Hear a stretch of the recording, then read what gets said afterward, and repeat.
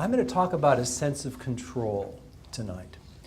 And I'm going to tell you a little bit about how I'm working with my dear friend Ned Johnson, the test prep genius at Prep Matters, and we're just finishing a proposal now for a book on this topic. And I'll tell you a little bit about why I think the sense of control is such a big deal in general, and kind of how I got to this idea. And I think what the particular challenges are for kids with LD and ADHD and how we can help them. And so the first thing I'll tell you is just what I'm talking about when I talk about a sense of control. And it's this idea that, this experience that you direct your own life. And that I'm responsible for my own life. I can make it go in significant part the way I want it to go. And I'm not helpless, I'm not chronically overwhelmed, I'm not chronically feeling out of control. And it's not about, it's a sense of control. It's not about being overly controlling or thinking you're supposed to be able to control everything. In fact, people with a really healthy sense of control really are pretty clear about the stuff you can't control in life and the stuff you can. And I think the Serenity Prayer has a lot of wisdom in terms of being able to change things we can change and accept the things we can't and know the difference. But the sense of control is basically the sense that you aren't helpless and you aren't passive. And I'll tell you kind of how I got there. So some of you know this construct of locus of control, which has been a big construct in psychology for probably the last 50 years or so. And this kind of lays it out pretty clearly here about what this construct is. Now, I got to this in part because years ago, probably sometime in the mid to late 1990s, I saw this kid who had done really well as a GTLD kid in Montgomery County in elementary school. Had a really good resource teacher, did fine. She was always very sensitive and easily stressed, but she had a really supportive resource teacher who just went to bat for her. And she went to middle school, and it was a whole different story. And she started refusing to go to school, and she couldn't sleep at night. And the people in the school system said were blaming the mother, who the mother had her own issues. But this kid wasn't making this up. And she got in to see these people who study stress at NIMH, and who pointed out that her cortisol production, the major stress hormone, was completely out of whack, where it's supposed to be the highest when you get up in the morning and the lowest when you go to bed, and hers was completely flipped. And the mother's telling me this stuff, and the mother, as parents do when their kid's struggling, was reading everything she could find about stress in the brain. And she's assuming that I know all this stuff. And at one point I said, that I know a lot about the brain, but none of my colleagues know about stress in the brain. And in fact, the first paper came out on stress in the brain in the late 1990s. And when I started to read about what stress does to the brain, I thought, oh my God, this is a really, really big deal. And so for the last close to 20 years, I've been lecturing, doing some writing about this topic, because I felt for years that if we really took seriously how destructive being chronically stressed is for kids, that we'd do things a lot differently. We'd change our priorities. But in any case, in my study of this stuff, I came across a woman by the name of SONIA LUPIEN, who is in Montreal and one of the top stress researchers in the world, who summarized the things that make life stressful with the acronym of NUTS. And those of you who have the outline, it says SONIA LUPIEN's NUTS. And I don't mean she's not really. She's perfectly sane. But this is her acronym. And it's the novelty, unpredictability, threat, and the slow sense of control.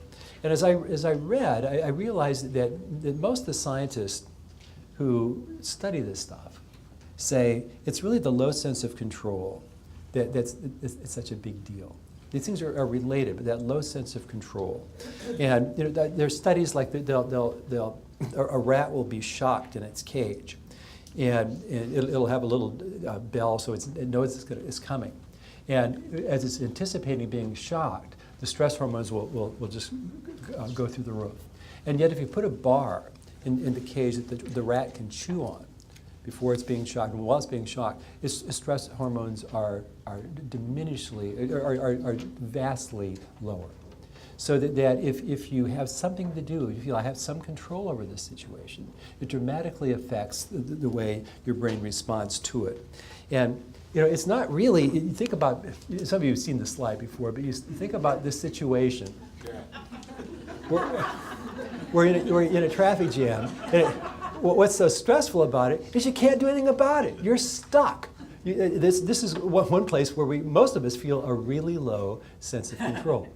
And about a year ago, I tested this girl who, she's 6, and somebody who, like a lot of kids I see, is very nervous about new situations and this kind of novelty and unpredictability. So she's working with one of my associates, and I go down to get her and says, I need to do some work with you now. And I have my little dog Snuggles with me, and she doesn't look at me, she looks at the wall, but she agrees to come with me.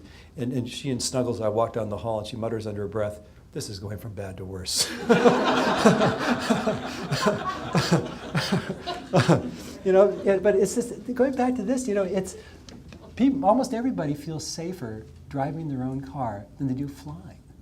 And statistically, it's much safer to fly than it is to drive, but it's that sense of control.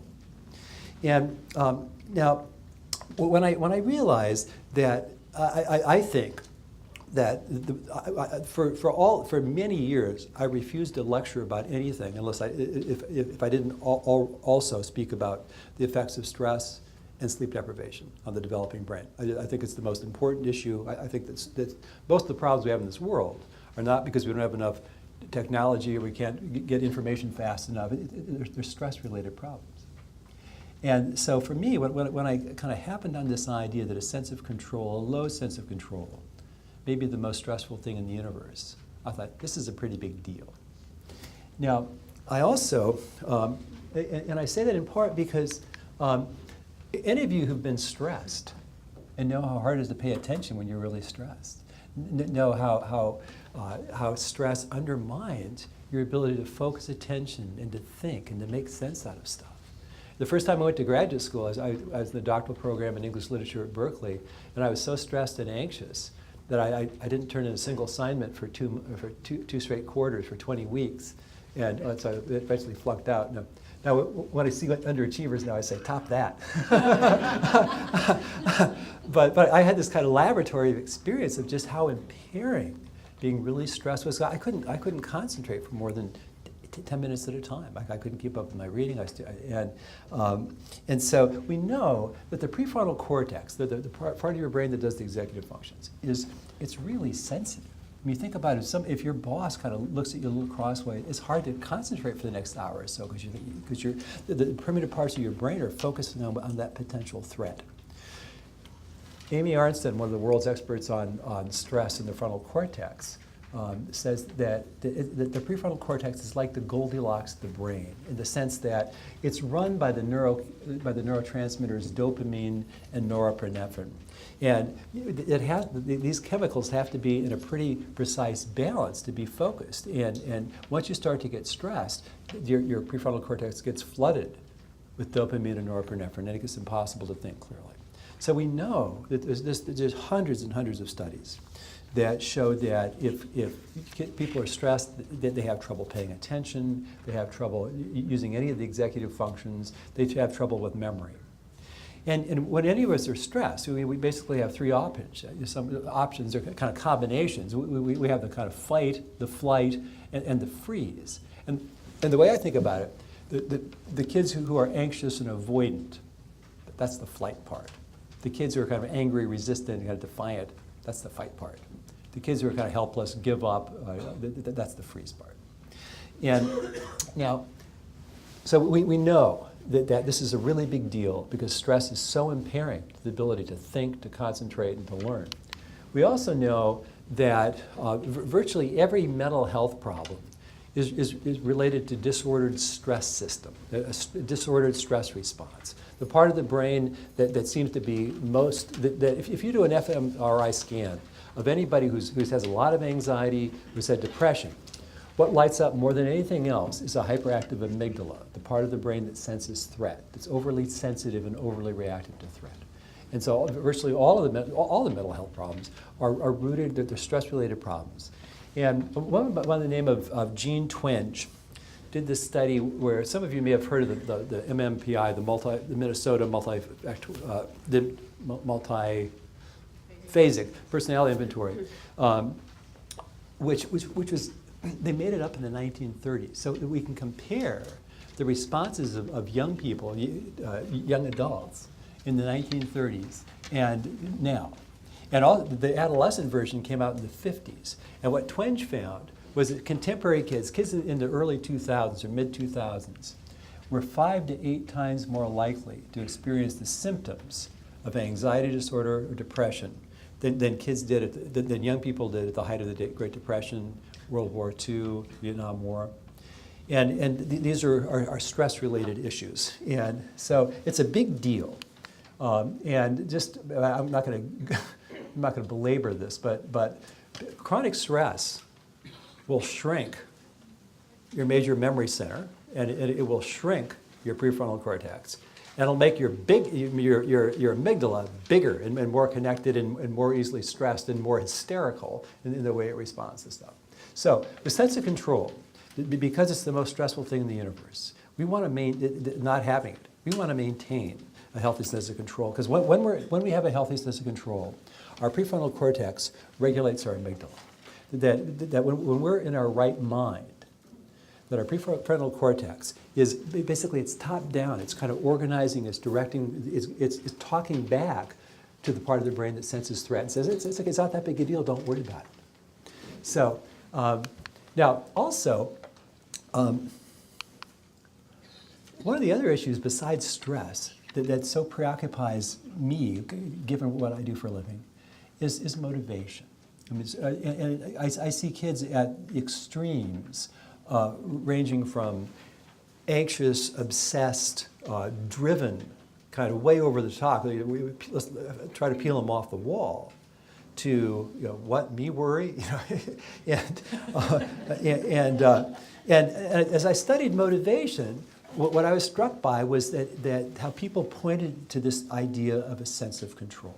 So some of you know, how many of you know Carol Dweck's work, the fix? So back in 1986, Carol Dweck was talking about adaptive motivational patterns and maladaptive motivational patterns. And the adaptive was simply that if you have a choice of doing something easy or something hard, you pick something hard, and as it gets harder, you try harder as opposed to giving up. The maladaptive was, don't give me something hard because I don't want to look stupid. And if it gets harder, I'm going to quit because I don't want the dual embarrassment of failing at something I actually tried at. Now, over the years, she studied basically how do those people with the adaptive pattern think?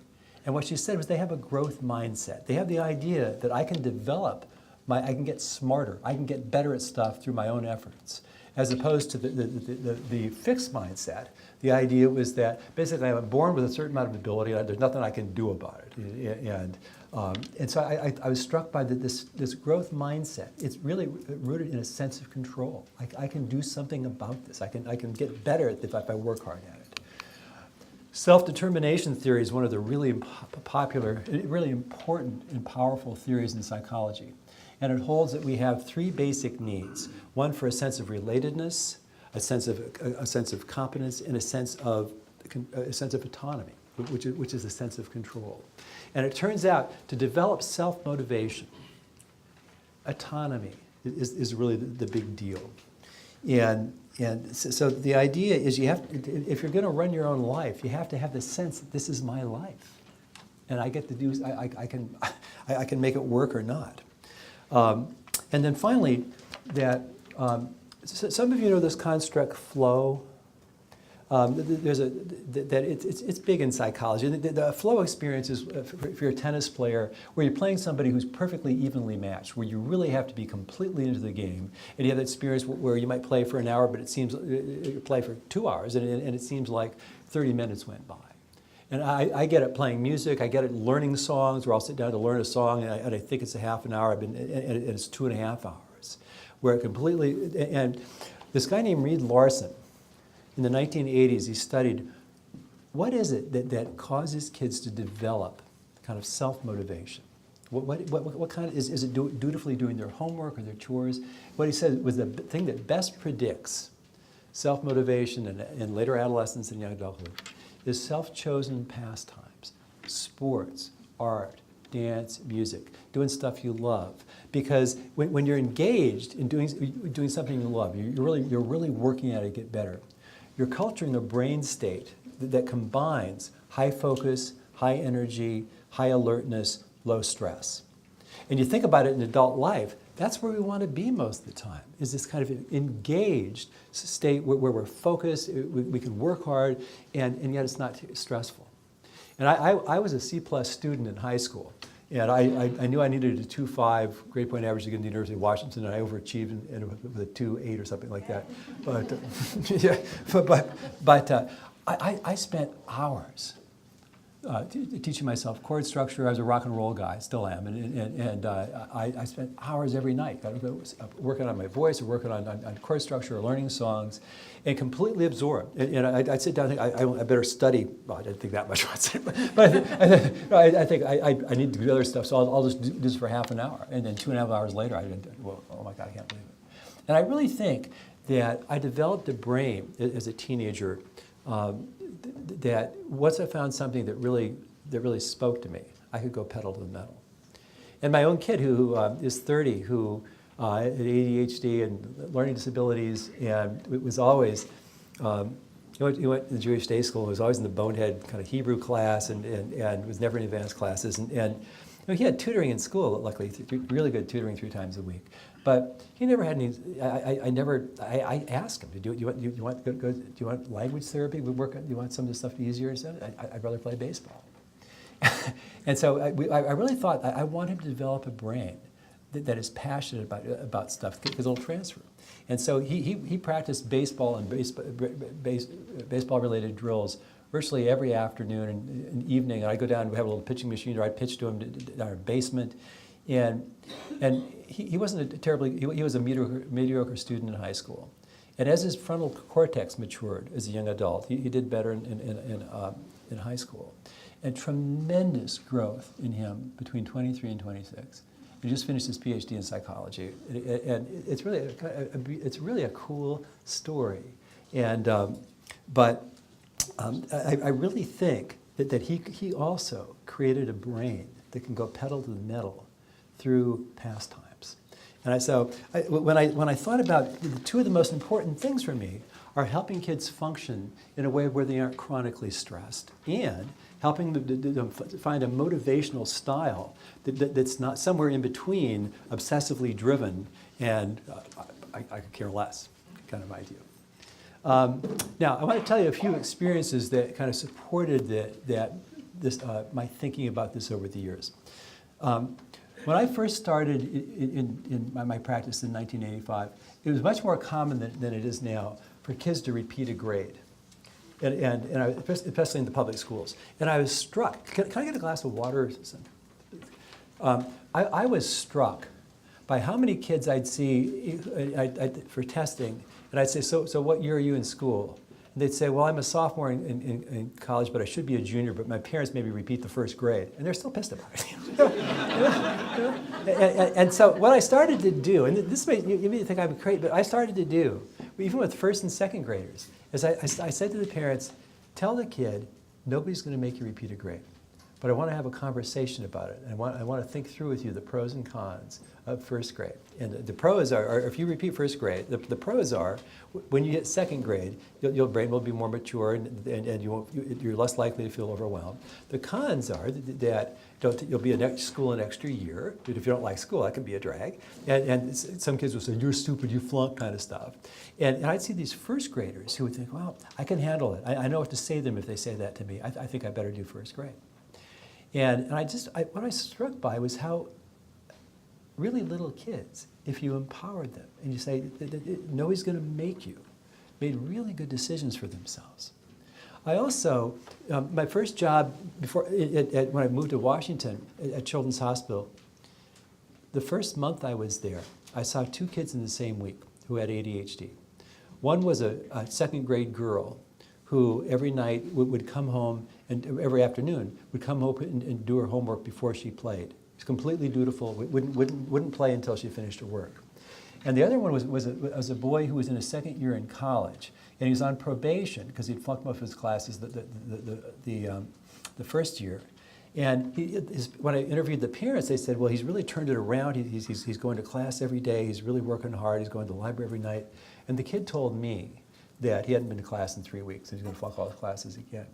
And as I looked at his history, what I saw is that this kid has had years and years and years of people trying to help him and him fighting their attempts to help him. Whether it was a homeschool communication program regarding his homework, or his parents trying to help him get his work done, or a tutor working with him. And he spent all his adolescent energy resisting other people's attempts to help him. And what I saw was that, thank you, Marty. What I saw was that it wasn't a matter of maturity. I mean, she was 8 and he was 19. It wasn't a matter of just brain maturation, maybe a little bit gender, but mainly it was a matter of she had a sense that this is my life and I'm responsible for it. And he spent most of his developmental years resisting the realization that this is my life.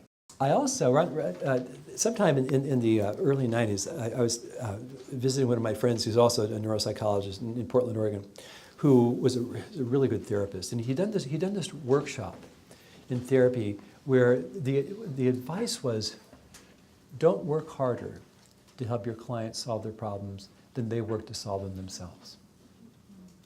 Don't work harder than your client does.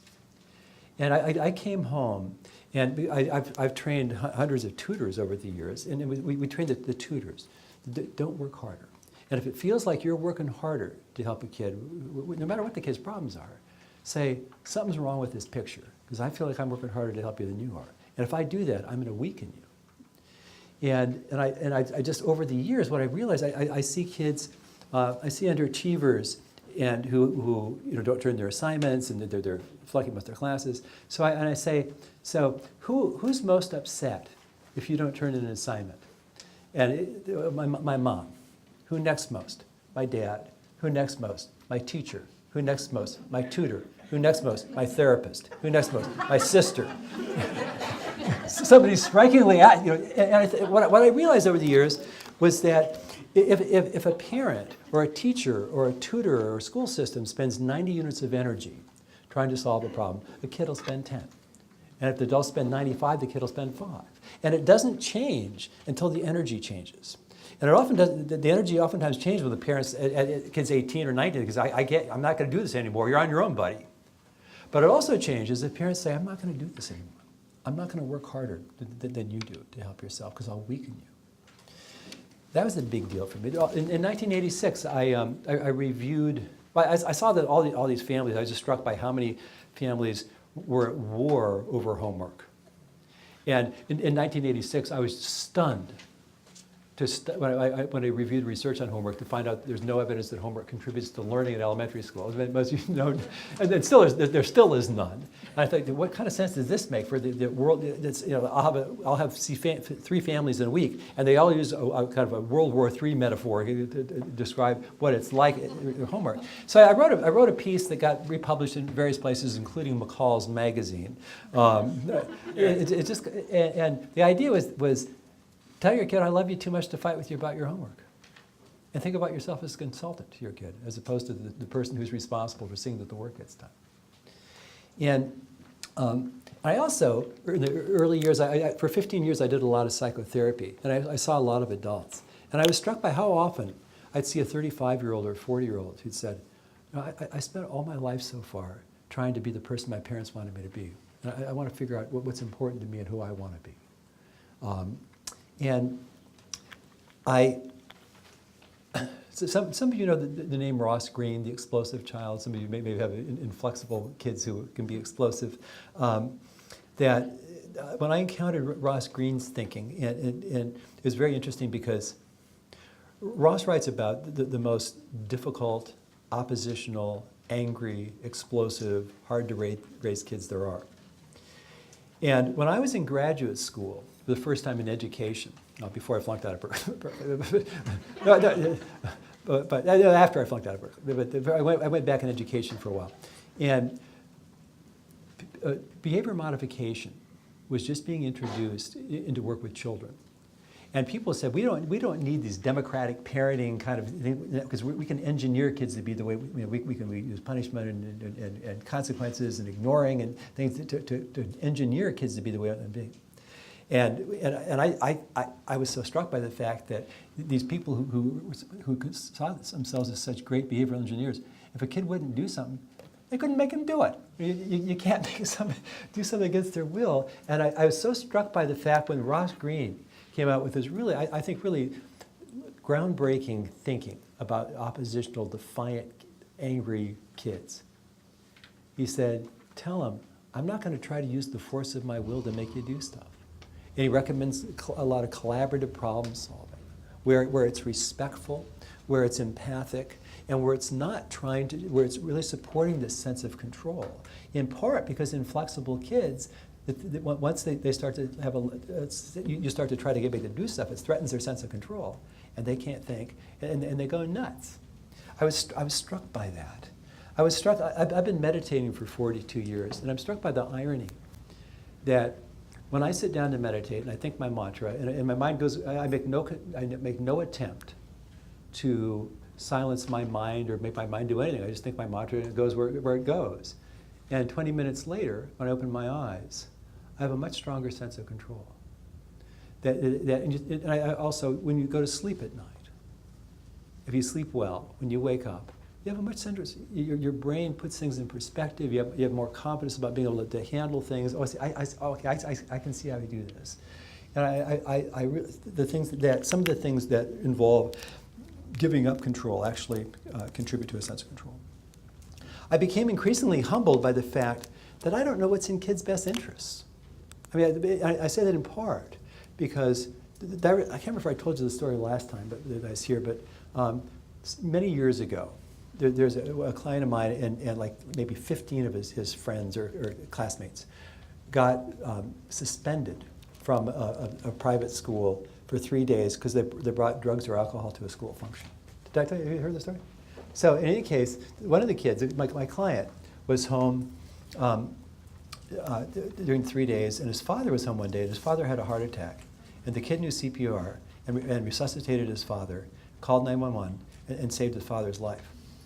Now, the father had to go in the National Rehab Hospital for a couple days. And so the family had to cancel their vacation in Indonesia the week on the beach, the week the major tsunami hit in Indonesia. So these boys have been asking themselves the last 15 or 20 years, was it a good thing or a bad thing that we got suspended from school? Now, I know a lot about how drugs and alcohol affect the adolescent brain, and it's bad. I'm not saying that, but I am saying that when I flunked out of Berkeley, I felt like the biggest idiot in the world. I felt my whole future had gone. I thought I was going to be a 26-year-old English professor. And it took me about 3 months to realize that this is the best possible thing that could have happened to me. That there's no way I should have been an English professor. In fact, honest to God, I'm not making this up. I prayed that I would meet everybody gave me incompletes except this one guy who flunked me. And I prayed that I'd meet him so I could thank him. And 2 or 3 years later, I ran into the campus of the University of Washington. He was up for a conference, and I went up to him and I thanked him for flunking. It was the best possible thing. And the same thing with kids. People will say to me, where should my kid go to school? And I just think that this would be a really good match or this is a good match. What I learned over time is that I'm not always right, parents are not always right, and oftentimes kids, if you empower them, kids make really good decisions for themselves. And so I kind of shifted more thinking, well, I know what's best, but see, I didn't know who my kids wanted to become. So ultimately, I didn't necessarily know they didn't know what's in their best interest because they didn't know either, but I wanted them to practice figuring it out. So, and then I'll tell you one last experience. When I did therapy, I was very influenced by this book called How to Deal with Your Acting Up Teenager. And by the Robert and Jean Baird. And it took this approach that you're assertive about your own needs, but you don't try to be excessively controlling with your kid. And a lot of people say, well, that doesn't apply to my kid because my kid has ADHD. So after years of working the system, I called Jean Baird, who's probably 75 years old at the time, and I said, does this apply to kids with ADHD? And she said, Bill, I said, from our point of view, it's a matter of treating kids respectfully, like they got a brain in their head. And so, yeah, we use the same approach with ADHD. And so I'm going to tell you, so this is kind of how I came to think that this sense of control is a really big deal. Some through the research on stress, motivation, some through my own experience of working with kids and families and trying to and really seeing that forcing doesn't go well. Fighting with kids about homework or acting like it's your job to make them be a certain way doesn't go well. I mean, it's very, for parents, trying to think that your job is to make your kids behave a certain way or perform a certain way, it's really stressful because if you think that, you have a very low sense of control about parenting. So, what I'm going to do then is just tell you, to take about 10 minutes and just talk about what I see as the challenges related to LD and ADHD. So the first thing, I tested this kid some years ago who had ADHD and a math learning disability, and he was a pretty explosive kid. And he was 11, smart. I loved working with him in the morning. He was great. He was really easy. He was fun. And in the afternoon, he did fine with my psychology associate until she got to math. And he started to get increasingly agitated doing math. And at one point, he started hissing at her and making clawing motions like he was really melting down. And she says, I think we're done with the math. And she walked him down to the waiting room, and I kind of paced with him back and forth. He was like a caged animal. I kind of paced back and forth and just explained a little bit about what was happening in his brain. And it kind of, I said, you know, he was such a great dilemma because he knew that if he finished the testing, he could go to Toys R Us, but he couldn't go until he finished the testing. And so I said, that I know that for you to finish this math, you have to feel safe. And I know you feel safe with me. I know you feel safe with I had a dog named Ernie, with Ernie. I said, why don't you come back to my office? I got something to do. You can just sit for 10 or 15 minutes. I'll put Ernie right next to you. And then you can finish the math and go to Toys R Us. And I swear, I came back, he sat down, petted Ernie, started doing the math, and he was whistling to himself within 2 or 3 minutes. And he finished the math and he went to Toys R Us. And I was so struck by the fact that this boy really had a panic attack doing math. We had an adult in our office last week who had a full-blown panic attack when he was asked to do math. And I've thought for some years now that many kids with learning disabilities, that the frustration, the shame, the embarrassment really causes that learning becomes kind of a PTSD thing for them. And thinking that part of the glory of a place like this is you feel safe and you feel understood. And people aren't going to publicly embarrass you. You aren't going to be asked to routinely do stuff that's too hard for you. The glory of a great tutor or a great speech pathologist is somebody who kind of gets you and helps you feel safe enough to work on yourself. And so we know that just learning for some kids is extremely stressful, that homework for kids with LD can be extremely stressful and very much diminish parents' sense of control and kids' sense of control. And we also, the other thing is that kids with learning disabilities, they need a lot of intervention that other kids don't need. And a lot of it feels forced on them. You have to, especially in the public school, and they're embarrassed having to go down to the resource room. They don't want to do it, but they feel forced to do it. Or they have to go to tutoring. After school, and they'd rather play. And I think that, and so a lot of them, as I say, a lot of them will use their energy, tremendous energy, resisting people's attempts to get them to do what's probably in their own best interest.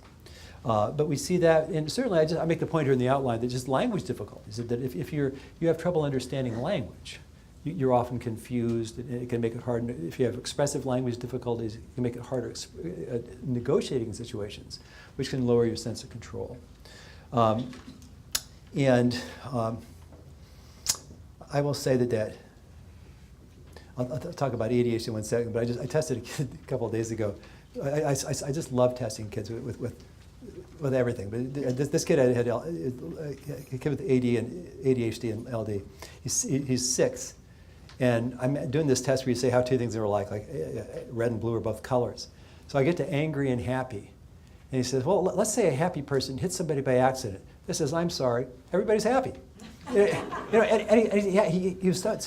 answered with such confidence, like, I nailed that one. Oh, God. So it's not hard. It's not hard to. Oh, I got behind myself here. Yeah. So this with ADHD, I mean, it's not hard to think that if you have trouble activating your brain, and you have trouble focusing and sustaining attention, it might lower your sense of control. But one of the things that's most striking about ADHD brain is it's just inconsistent. That when people studied why do kids with ADHD tend to have trouble falling asleep, well, they actually, their sleep latency oftentimes it's not, the average sleep time is not so great, so different. It's the variability in sleep latency. So with kids without ADHD over 5 nights, it may be difference between 9 and 9:30. But with kids with ADHD, it might be between 9 and 11:30. And so this variability, and one of the things that increases this sense of control is predictability. So kids with ADHD, just the inattentive part, the difficulty focusing attention, difficulty reliably activating themselves, the inconsistency, the sleep problems, which any of us who are tired, our sense of control is diminished. And this idea of trying to protect kids from themselves. And so certainly many of the kids I see who have had years of fighting other people's attempts to help them have ADHD. And it's part because when they're little, we have to structure things for them. We have to, in some ways, protect them from themselves, or that they can't get from point A to point B. But as they get older, oftentimes, if it continues to feel forced on them, that these interventions continue to be forced, then they spend all their adolescent energy fighting, and it contributes to a really low sense of control. Or they try to establish a sense of control by fighting. And also, it's just for either LD or ADHD or both. I mean, it's stressful for parents. And kids tend to pick up on their parents' stress. And I was, years ago, I tested this first grader who had reading disability. Started working with a tutor who they could only schedule it on Saturday morning. And his mom was really anxious about it, really concerned. And so one morning, she wakes him up on Saturday morning and said, the tutor's coming, honey, it's time to get up. They said, I don't want to. I want to play. It's Saturday morning. I want to watch cartoons. She said, honey, that I know reading's hard for you, and you really got to work with this woman. She'll really help you. And she burst into tears. And her kid said, Mom, you got to get yourself together before we have these talks.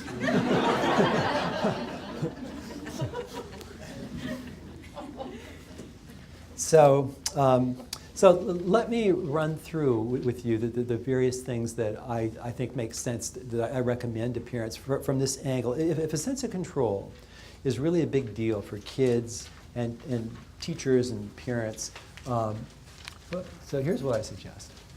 So with younger kids, we want to encourage them to play. There's some thinking that when I mentioned this Jean Twenge who did the MMPI and found out that the contemporary kids are 5 to 8 times more likely than kids were at the height of the Great Depression to have symptoms of depression or anxiety, she also found that parallel this trend of increasing mental health problems is an increasing externalized sense of control. That I'm not a master of my own destiny. And there's a guy who studies play who says it's because kids don't play very much anymore. That it used to be that kids would go out all day Saturday, all after schools. They'd run in packs, and they'd create their own games, and that kids are so programmed now that it may be contributing to a sense of play, but a lower sense of control. But certainly play and choice. When my son Elliot was 3, his mother is a wonderful Jewish mother and an incredible cook, and she'd say, Elliot, eat more. I encourage him to eat more. And I'd take him aside and say, Elliot, you're the expert on you. There's nobody else knows when you're hungry, when you're full or not. And eventually, my wife eventually subscribed to the same notion. But I think that this notion, even for little kids, that you're the expert on you, and asking, do you want to do it this way or this way? And I want to tell you, with younger kids, kids feel a stronger sense of control with authoritative parents. I'm not saying that you let them do whatever you want, that you establish structure and guidelines and boundaries, and you set limits. That makes younger kids feel secure. But also that you start the process young of treating them respectfully, like they have a brain in their head, like their opinion matters. And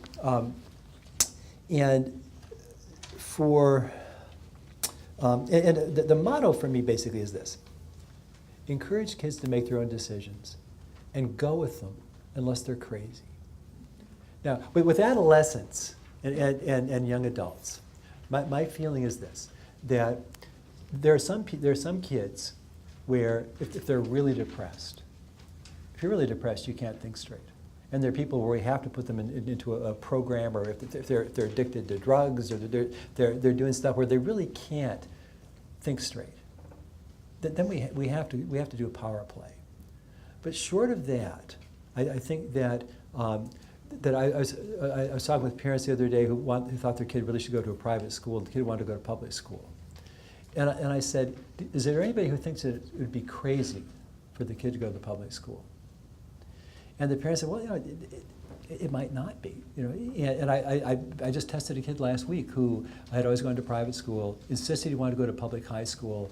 The parents thought it'd be a disaster, but the kid so badly wanted to do it, and I kind of brainwashed them, I think. And so they said, well, if you can get up at 5:30 in the morning 3 nights in a row, 3 mornings in a row like you'll have to in public school, we'll give you a shot. And public school turned out to be an extremely good thing for this kid, who had some kind of ADHD and some output problems. But I just it worked out so exceedingly well, trusting this kid, decision making. So for younger kids, we want to practice this choice. With older kids, we want to insist that they make their own decisions.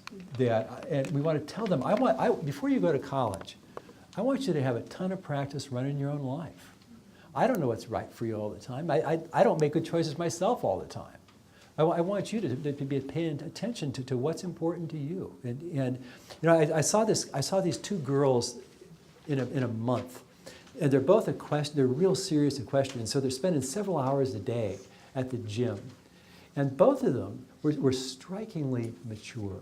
And they had their perspective about things were strikingly mature. They weren't caught up in a lot of the stuff that adolescents, the stupid stuff that adolescents get caught up in.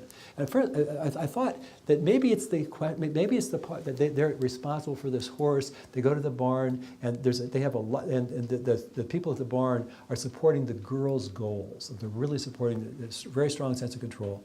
And this one mother who filled out this form for me said, I asked about discipline in this form, and she said, well, we don't really have to, because we tell our kids, trust your heart. And basically, if you make a mistake, you'll learn from it. And I thought maybe that's why this one girl would seem so mature, because they supported the strong sense of control in a really powerful way. And I don't think there's a better message that you can give young people that I have confidence in your ability to run your own life. And I think and your ability to learn from your mistakes. And I think that implementing this kind of thinking, we wouldn't have so many failure to launch kids if we really required kids to make decisions about their own life. And it doesn't mean that we let them do where they want to do it, but it does mean that this is a really good message. And you don't want to set I saw a kid a couple of years ago who he's in his second year at the University of Maryland with a 0.0 grade point average. No, I'm sorry, second semester.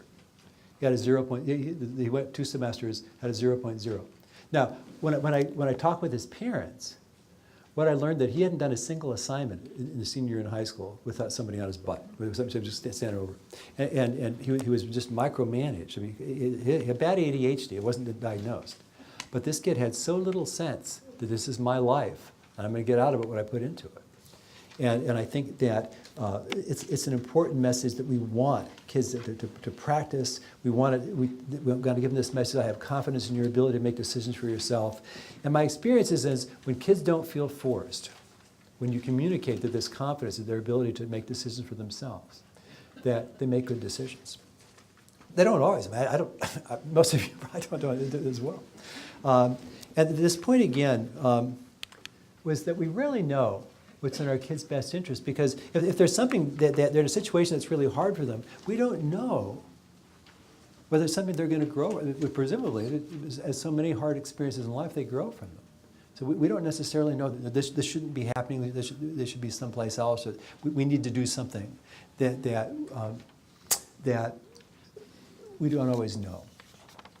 And I'm not sure if you can read this caption, but this supports the theme here. Can you read the text there? This parents talking to their kids. We've been thinking a lot about what we want to do with your life. kind of opposite point of view here.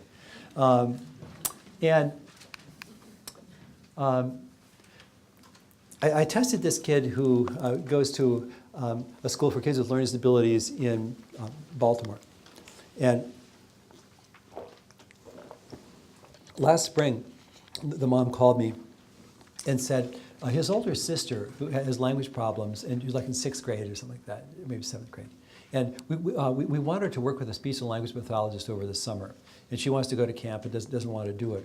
She would remake her. And I said, well, let's do a cost-benefit analysis.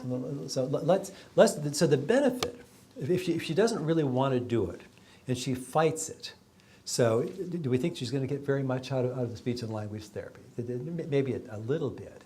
But if this is the typical rate of her speech and language development, do we think that kind of work is going to dramatically shift it, in 8 sessions or 9 sessions?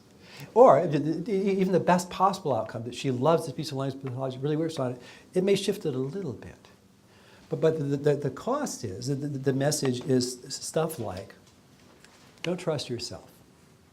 I know more about life than you do, and I don't trust you to make decisions. That I always know it's right for you, and you don't. And I just think it's not worth it.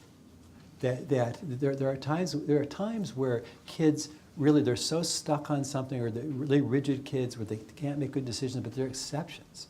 And for the most part, I think we do a cost-benefit analysis, that the benefit of communicated competence, and if a kid doesn't want to do speech and language therapy, you talk through the pros and cons. And you say, I don't know what's right for you, but here's what I tell kids about almost anything is that here's what's going to happen in your brain. If you got this homework to do, or you work with a speech pathologist, and you say, okay, during the summer there's 168 hours in a week, and I got to spend 1 with the speech pathologist. Can I still fool around quite a bit? Yeah, okay. You get your head behind that, and you go pedal to the metal, that there's going to be something that's going to shift in your brain. What learning is increasing numbers of neurons firing together, and you're going to create new connections in your brain you didn't have before, and over time it's going to get easier for you. Now, if you can see yourself doing that, I think you'll get something out of it. If you're just at a point where you just feel overwhelmed, you need a full summer off, go to camp. It's up to you. And I just can't tell you. I never see this go wrong in 30 years. I've never seen it go wrong. Now, the next point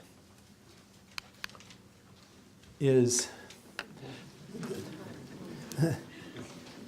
there's a guy who's a rabbi and a family therapist by the name of Edwin Friedman, who wrote a lot of really interesting things in the business world and management world. And his angle was that we live in a chronically anxious and reactive society. And there's not enough people in families and in schools and businesses and organizations who are not afraid, who can serve as a non-anxious presence. And you think about it, if you got an infant, it's easier to soothe an infant if you aren't really upset yourself.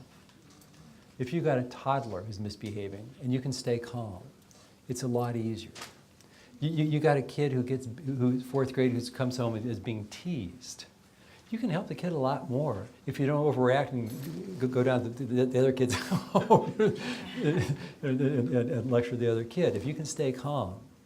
And I think that it's none of us are calm all the time, but I think this idea of in families need a non-anxious presence. And you think about it, if you screw something up,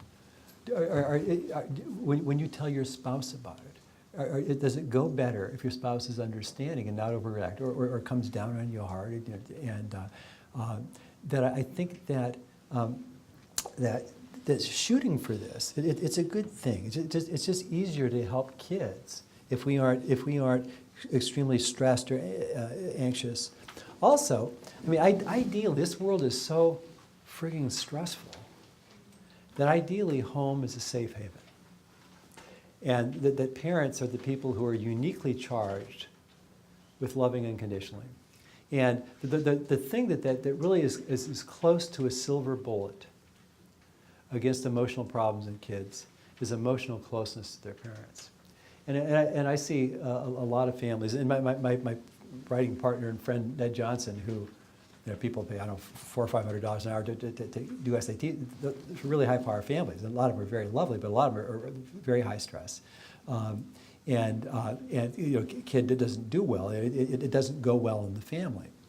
And I think that as much as we can, have this goal of being a non-anxious person. And in this book I'm writing, I have a lot of ideas about how to do this. But it's a good thing. And there's a study recently asking kids stuff like, do you want to spend more time with your parents? And or seeking kids, what do you want from your parents? And kids always want more time with their parents, even teenagers, than we think they do. Even teenagers who are really moving away and pulling away, they want to spend more time with their parents. But what the study found was that kids, what they wanted more than anything is their parents to be happier and less stressed. And so, whether it's, and it can be things like, same thing that we teach to kids, plan B. What if this doesn't work, what am I going to do next? Learning to meditate, exercising, building in routines, your downtime, unplugging. But this goal of being a non-anxious presence, it just allows us to help kids develop a healthier sense of control. And if that's kind of our goal, keep it, because again, when we're in our right mind, we're calm. Because our frontal cortex is putting things in perspective and regulating our amygdala. And this is, can you read that one? Some of you might remember this movie. So the next point is this thing that I wrote about in 1986 that, and I've had several parents tell me over the years that they after we talked about this, they went home and told their kid, "I love you too much to fight with you about your homework." And you have to think, well, if I'm not going to do that, what do I do? What do I do instead? And what the instead part is just say, I'm willing to do anything I can to help you. I'm willing to you think about yourself as a consultant, and you say, I'm willing to. What I used to do with Elliot, I said, my hours tonight are going to be from 6:30 to 7:30. And I'm not going to chase you around the house to get you to do your work. But if you want my help, I'm available between 6:30 and 7:30. And if he's working on something, and I'd say to him, "Do you want some feedback on that?" I could see he did a crummy job. Do you want some feedback on that? And sometimes he'd say, "Yeah, I probably do a better job." And sometimes he'd say, "Mrs. Goldman doesn't care." I said, "This is your education." It's like in third grade. When he's in high school, I never knew what his assignments were, but if he came home, driving home, he mentioned that he had a test to prepare for. And if I noticed he was kind of avoiding it or circling his work, I said, "Do you want me to bug you about that test?" And he'd say, "Yeah, you probably should." "How many times do you want me to bug you?" I want to get buy-in. And I think that if we get out of the idea that somehow it's our responsibility to make our kids do their work or make them do this or that, which it couldn't theoretically be, because the kid didn't want to, if your kid ultimately decides, "I'm not going to do it," what are you going to prop their eyes? I mean, they close their eyes. What are you going to prop them open? I mean, that you can't make kids do stuff. And I think if you make peace with that, it makes it easier to be. You get out of this very low sense of control thing. I'm supposed to be able to control this kid. You can't. But if you think about yourself as a consultant, where you offer help, and if a kid needs tutoring, and needs a homework tutor, and needs to get that stuff done, offer whatever you can. But the idea is that if I act like it's my job to make you do this, that I'm going to weaken you, because you're going to think that somebody other than you is responsible for making your life work. And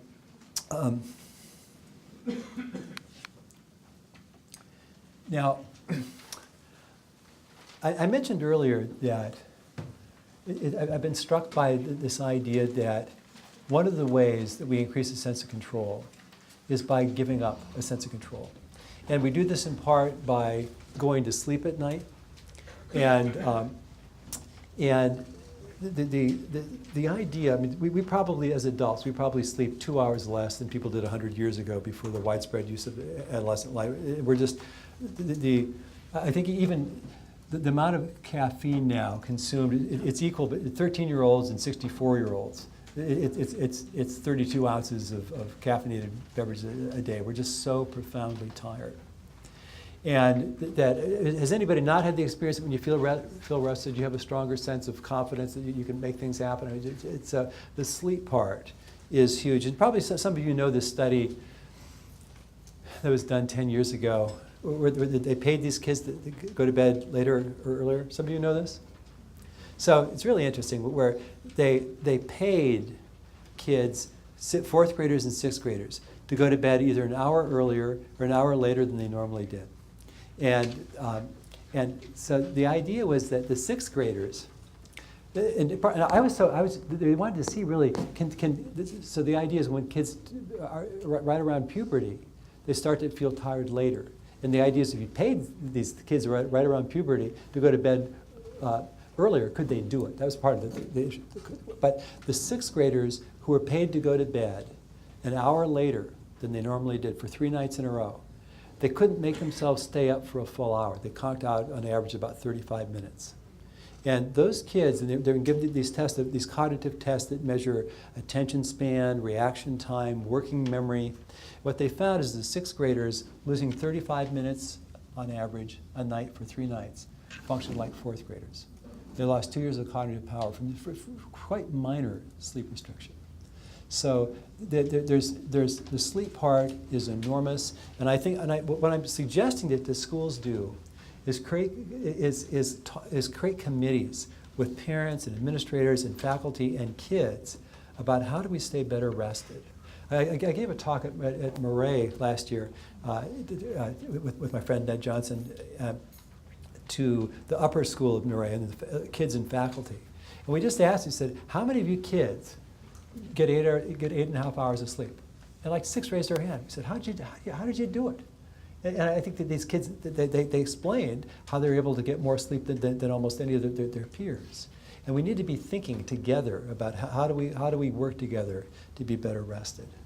And I'm an enormous fan of meditation for kids, because I think particularly with this kind of 24/7 use of technology, that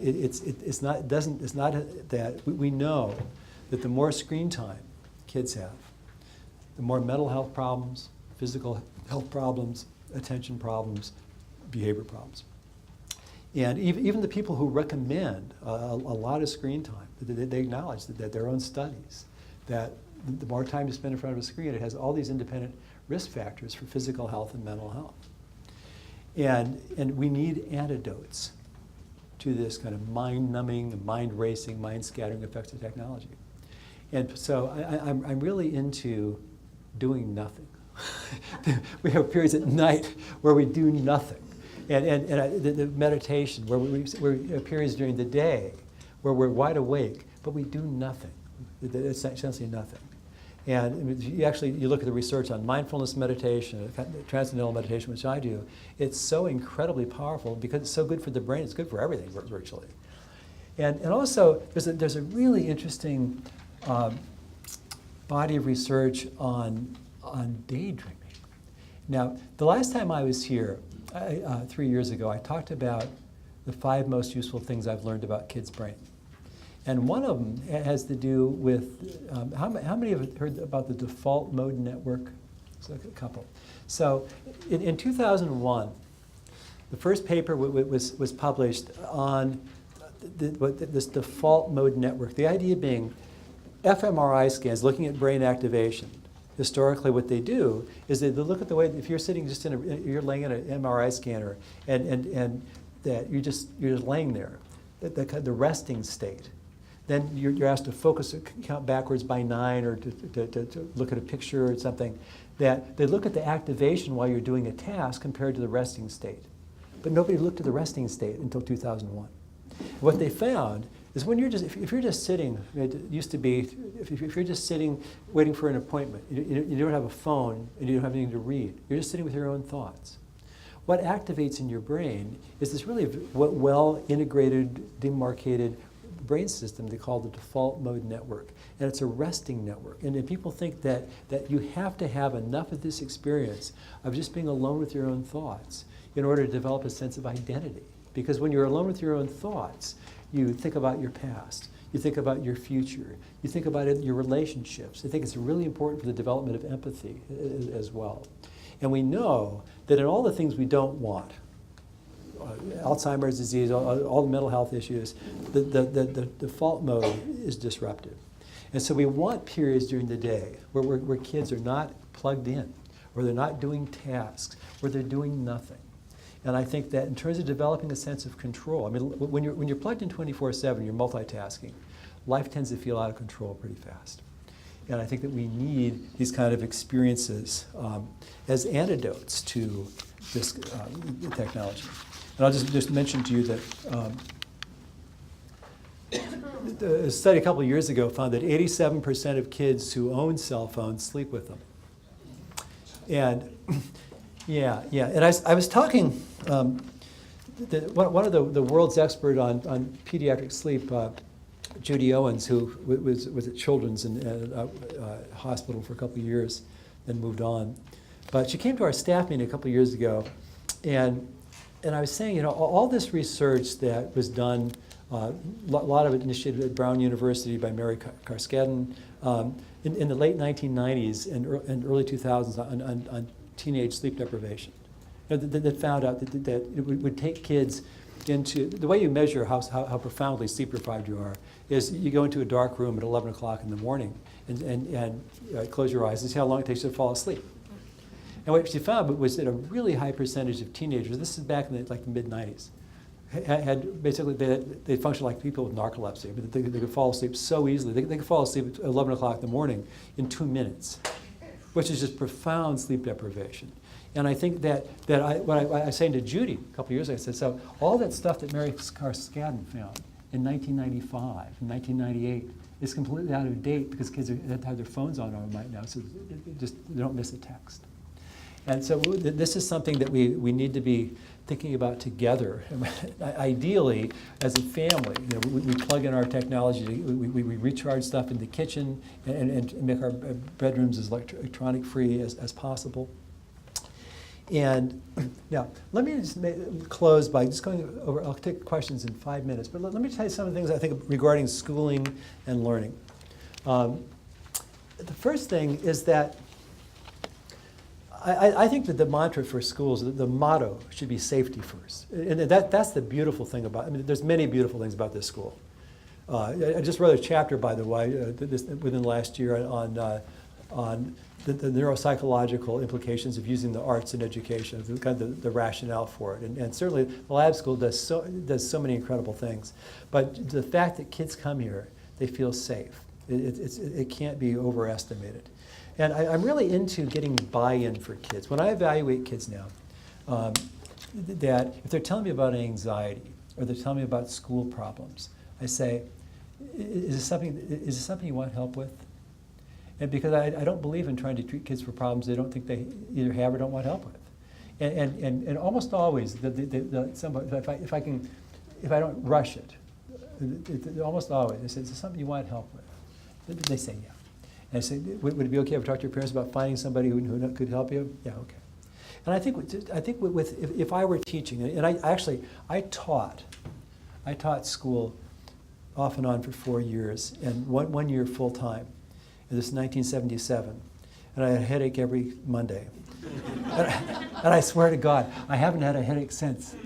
I haven't. It's 1977, but I had no group management. It was chaos, and it was stressful for them, it was stressful for me.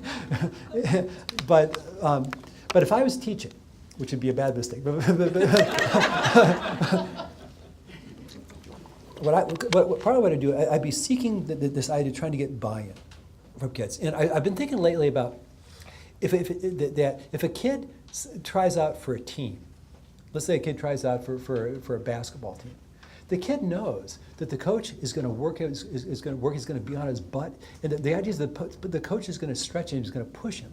And I'm suggesting to teachers, see if you can get a kid's buy-in. To say, can I push you like a coach does? Can I stretch you and see kind of how far you can develop here? And I won't be mean to you, but is it okay if I really push you in the same way that a coach would?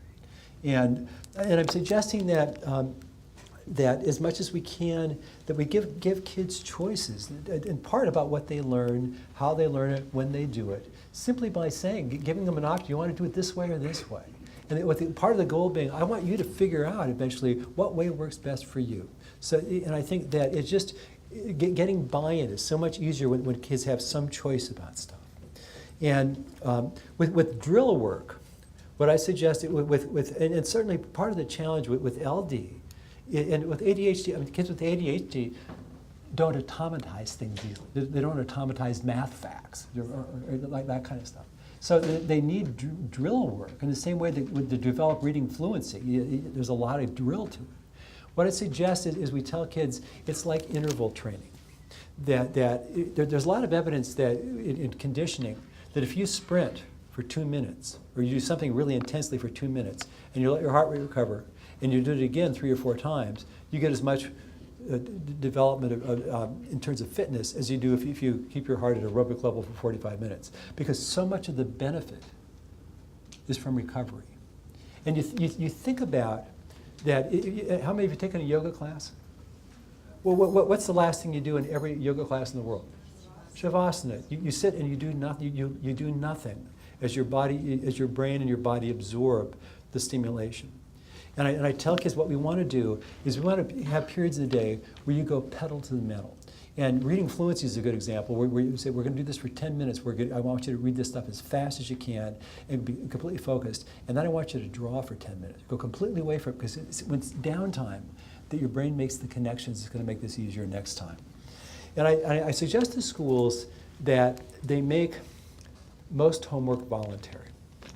And I think that, I just think that especially for school-age kids, when there's no evidence that it contributes to learning, that having it be such a big stressor for kids and their families, it doesn't make sense. And I think that if you make it voluntary, where the goal for a teacher is to try to stimulate, kind of encourage you enough to do something interesting at home, I think it has a very good effect.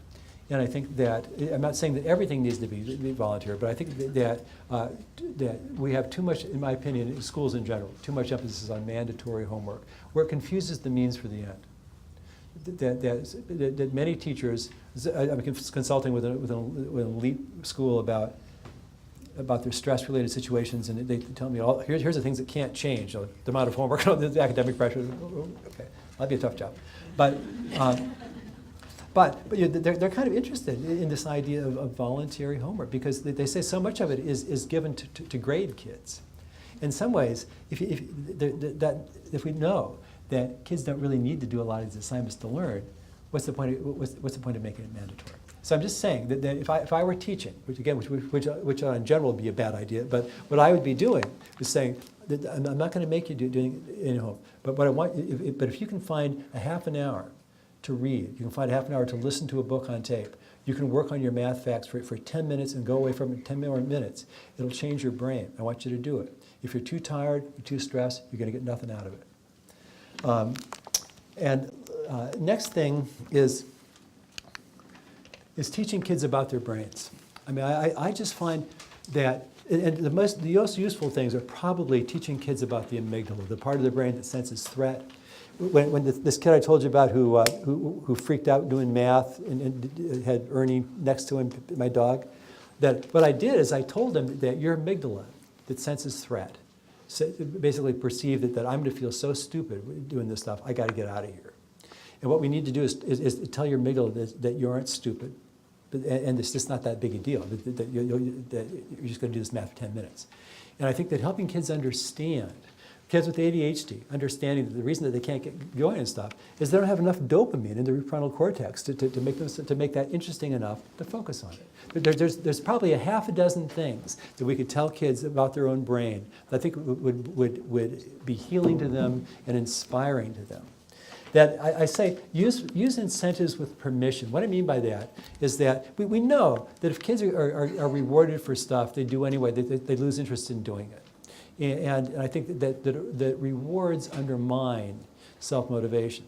Now, with kids with ADHD, what I used to do with my son Elliot, I'd see him avoiding an assignment, and I'd say to him, who has ADHD, I'd say, I know you don't have enough dopamine in your prefrontal cortex when you look at that assignment to make your brain activate.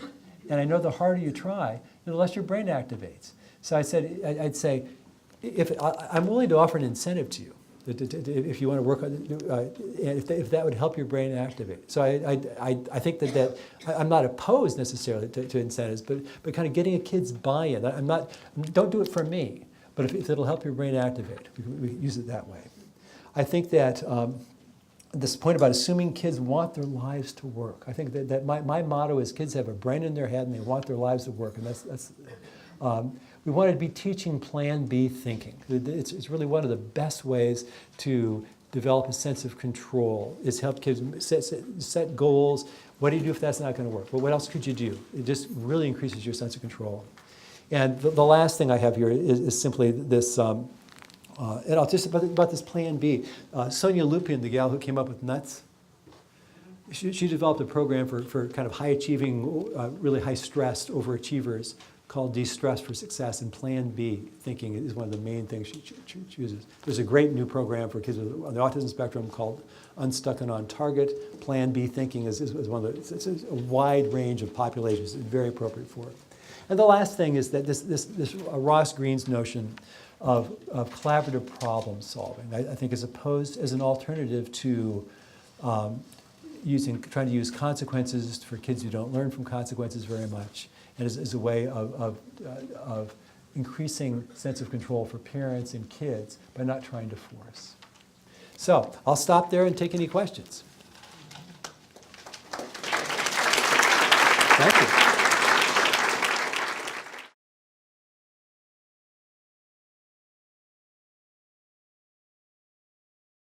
So I think the best, some of the best thinking that I've encountered is, it's not something that I have a lot of personal experience with. Because my kids are 33 and 30.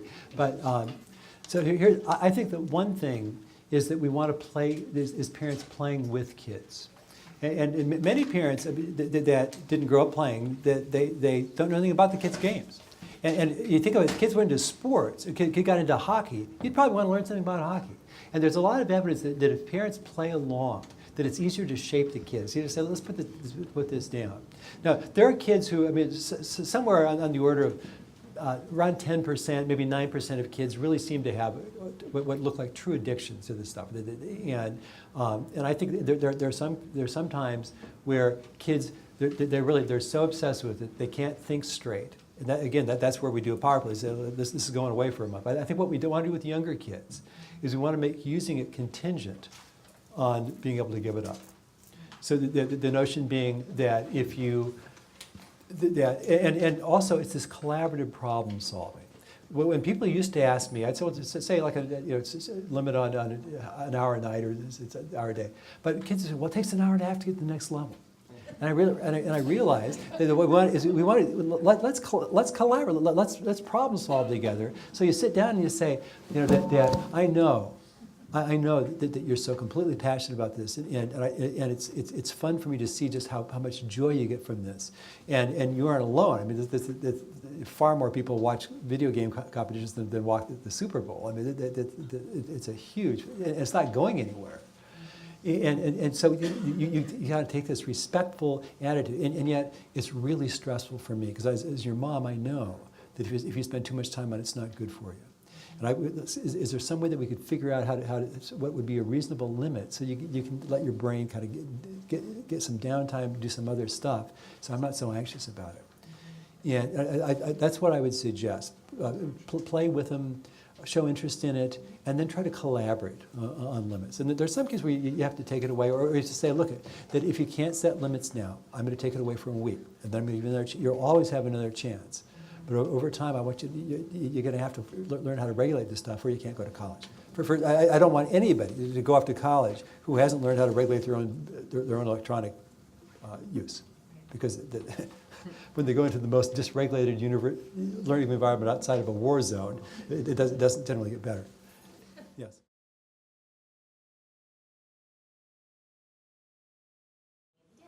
So the question is about impulsivity. It's about kids who impulsively make bad choices. And I think that, and that's a different thing than where you're going to go to college, or where you do, or that it's something that you can really make a reflected decision about. And I think that for many kids with ADHD, the thing that curbs their impulsivity the most is medication. And certainly staying well rested is one of that I would say that the majority of kids that I see now take melatonin to facilitate that. I see so many kids with ADHD, but I think that trying to stay well rested, I think that meditation, if we can get kids to do it, is enormously beneficial in curbing impulsivity. Some of you heard me tell a story about this kid. One of our studies, middle school kids practicing transcendental meditation, kids with ADHD. We interviewed the pilot study. We interviewed all the kids after they'd been meditating for 3 months, and they all said, I'm much less stressed and less anxious, and most of them said I could organize myself better. This one kid who was extremely impulsive said, before I started meditating, if I was walking in the hall and somebody bumped me, I just turn around and hit him. Now that I've been meditating, if somebody bumps me, I stop and think, should I hit him or not?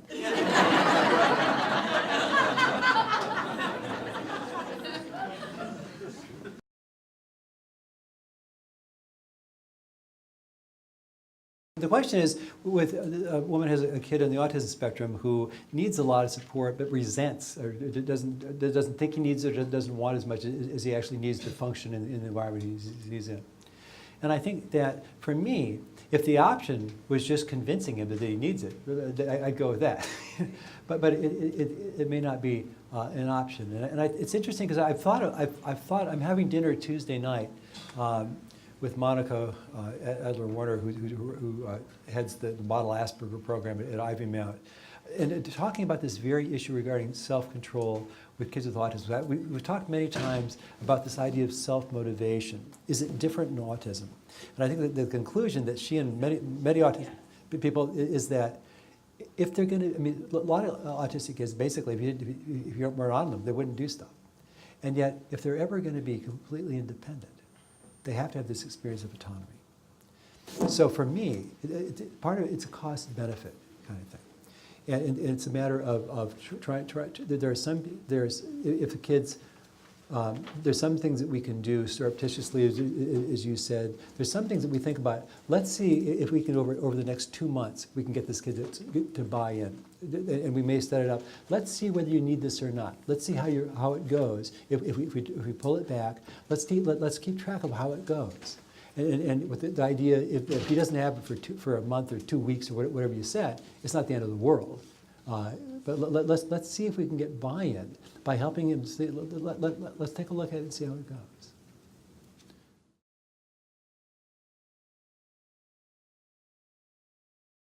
The question is, you got a kid who's supposed to read for 30 minutes and has homework. How do you convince them that it's the right thing to do it? So my angle is this, that if it's the kid's homework. So, I mean, one of the great questions is simply, whose problem is it? And it's the kid's problem. The homework is the kid's problem. So if the kid has way too much, and I'll tell you that I think that kids get nothing out of having to read at home at night if they're tired and stressed. And that's why I think we ought to be telling kids, if you're too tired and stressed, don't bother. But if you're alert and you can get yourself to do this, that it's going to change your brain. I think that's the message that I would be giving to kids and empower them.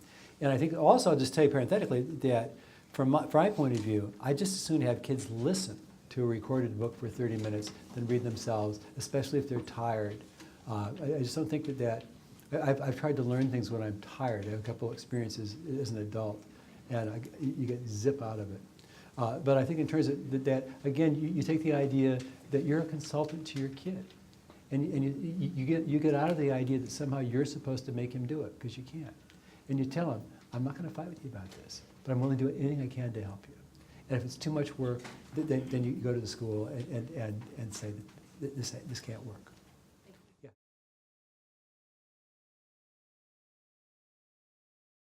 The question is, what if the consequences are they're so far down the line the kid doesn't have any idea about it? What do you do, like homework? So if we knew that homework had a very powerful effect on learning, and a kid didn't buy it, then I might feel a little bit differently about it. But I think that we have so little to lose. I mean, I'm just working on this book proposal. We're working on. Just working on this chapter on alternate routes. And it's about kids who became successful in life not by being good students every year. And I told the story of this kid I met with a few years ago who had a 2.2 or 3.3 grade point average in high school as a junior. And he just said, I don't do any work, I never study, I just kind of manipulate my teachers into passing me. And I say, this is a long story, but I didn't know anything about the kid or his family. I said, am I the person who thinks you ought to drop out of high school? I said, it seems like a colossal waste of your time and energy. And I didn't know anything about the kid because it was one of my colleagues' cases, and I joined the colleague to meet with the parents the next week, both of whom were university professors. And what I did is I told them that you could flunk every single one of your high school classes, and if you decided that was a bad idea, I want to get an education, you can go to Montgomery College for about 30 credits, and then you can apply to Harvard. They don't want to see your high school transcript. So I believe in disabusing kids of the notion that somehow this is critical that you do your homework at it's third grade or seventh grade. It's just not reality. The reality is that that if we can get them, inspire them to do that, great. If they just can't, if their brain won't activate, get a homework tutor, get a high school kid to come over and be their homework tutor and work with them. But I think that the idea that somehow the consequences of not doing your homework, as somebody who did so little homework from 7th grade on, I got a Ph.D. but I don't think that we need to go there.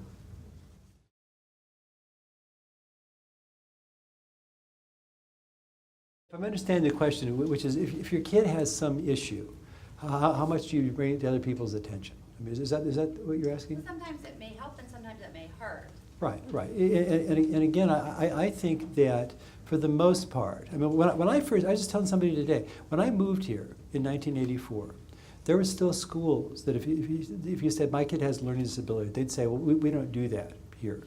And what happened was enough headmasters' kids got to identify with learning disabilities. What was it? Yeah, of course we do that. You know, that's what happened, really. I mean, and I think several schools where they changed their tune once the headmaster's kid was diagnosed with LD or ADHD. And I think that with those things now, I mean, I don't know a family that has 3 kids or more that one of them hasn't been diagnosed with LD or ADHD. I don't know. Now, occasionally when I lecture, somebody raises their hand and says, well, all 3 of my kids are at Harvard, but the person next to us, all 3 of my boys have a learning disability. That it's about 1 out of 3.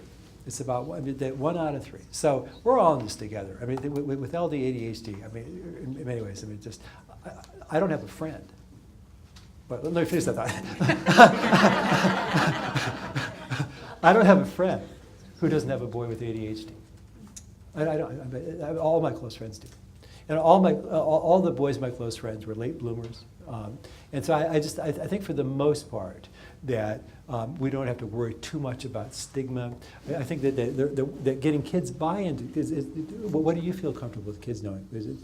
But I think that certainly with LD and ADHD, I mean, it's something that now it's just everybody has. Yeah.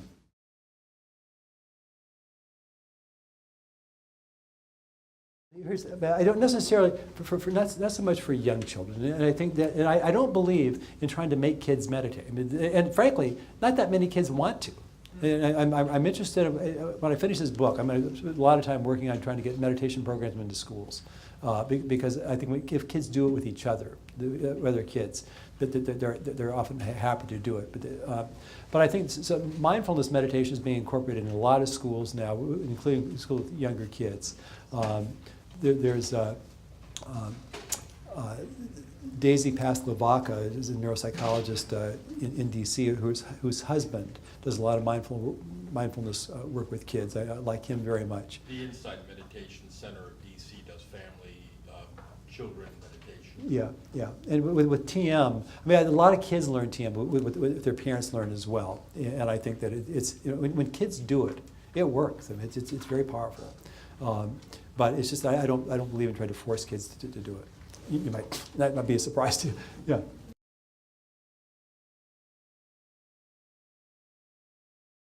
So for me, when I first started talking about this 30 years ago, this kind of tell your kid I love you too much to fight with you. So people interpret that as saying you're on your own, buddy, and that's not what it is. Because the second part of this is I'm willing to do anything I can to help you, and I'm willing to get any kind of resource that you need. So it's not doing it on his own.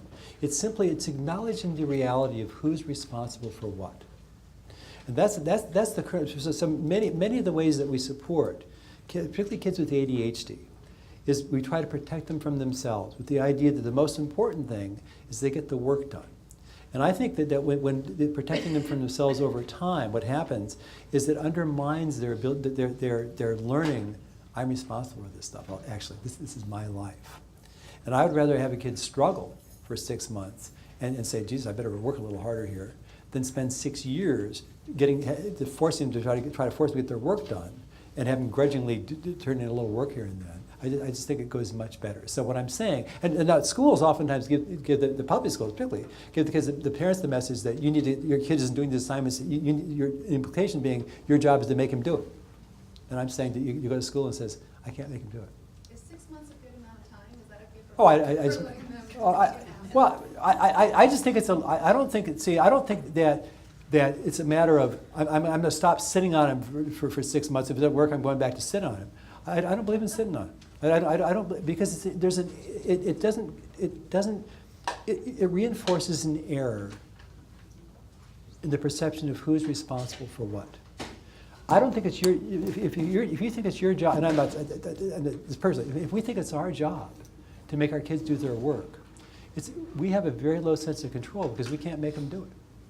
All I'm saying is that we shift it from somehow my responsible to make you do it. I'm not going to go there because I'm going to weaken you if I do, but I'm going to do everything I can to help you. That's the angle.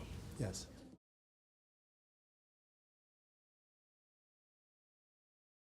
I think it's great if parents kind of negotiate that kind of thing with kids as a way. Would it help you get your work done if you knew that you could play for an hour? Certainly. What I'm not saying is kids should go home if they don't want to do their homework, play video games for 9 hours. Then what is you say, in your parent, is your mother, I can't in good conscience let you do it. And I pay for it, I buy it, and I can't let you do it because I can only let you use the stuff if you learn how to regulate it, if you're kind of moving in the direction of being able to regulate your use of it. And so, but I think that for some kids, I mean, that knowing that they can play after they do their work, it becomes an incentive to do their work. I think it's a nice thing to work out for them. It's just that the bottom line here is this may be the bottom line. It's reinforcing an accurate perception of reality of who's responsible for what.